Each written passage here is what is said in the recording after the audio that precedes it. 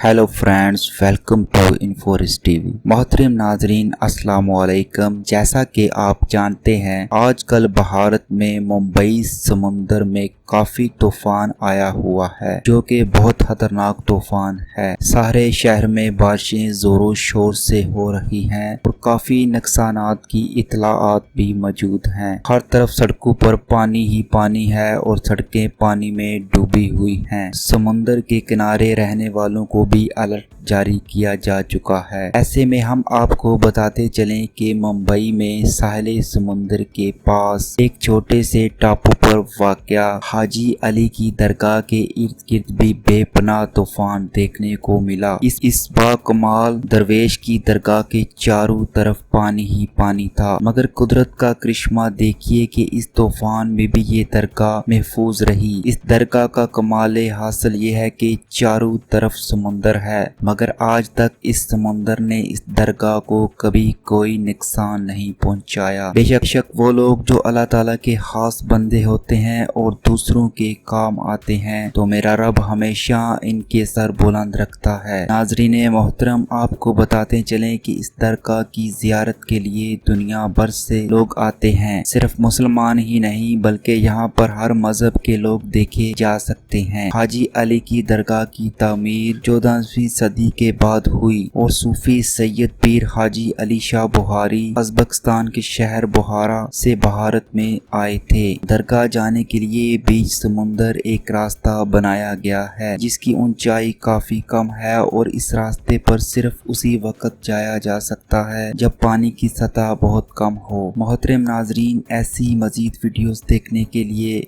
हमारे चैनल को सब्सक्राइब करें और अपना ख्याल रखिएगा। अल्लाह निगहबान।